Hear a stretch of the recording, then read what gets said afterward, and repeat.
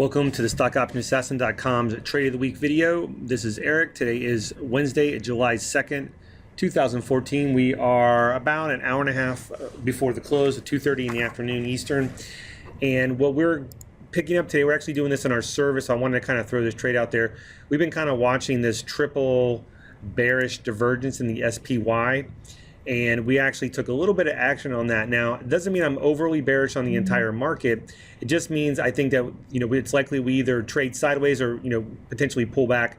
You can obviously see the kind of little channel this thing has been in over the past, few weeks. So we're, basically at the top of the channel. We're also near the upper Keltner channel here, the upper band, which tends to kind of contain price. You can see sometimes price gets outside of that, but ultimately usually ends up reverting back to the mean here. And here I'm using a 13 EMA for that. But the divergence really plays in here with the DMI oscillator. And basically, as price continues to make new highs, the oscillator continues to make new lows. And then so today we're actually getting a tick down. Now we still have an hour and a half left in the day, so if we get some late day rally, this may negate this a little bit. But typically I look at this, and if this is starting to trigger within the last, after 2 o'clock, I usually give it the last 2 hours, then I'll go ahead and take the trade. So what we did was we picked up some July, and I know these are short dated. We went with Delta 70 options. They're actually Delta 79 options. We went to July 199 puts on the SPY. Now, I wouldn't just normally load up on puts here, but we do have some long plays that we're in, and I want this as kind of a hedge slash trade. So we're picking up some puts on the SPY to sort of hedge our longs in case we do pull back for a couple days.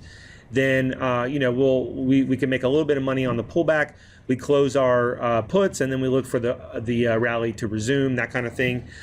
So again, the trade setup here is that triple divergence where the oscillator is making new highs, it ticks down, and then you get a few days of selling, came back up, it ticks down, you get a few days of selling, it's now ticking down again, and you also have the oversold condition with the DMI stochastic. So you can see here we kind of came back down, and here we came back down. So both the oscillator and the stochastic, and then this is not the regular stochastic, this is the DMI, directional movement index stochastic extreme.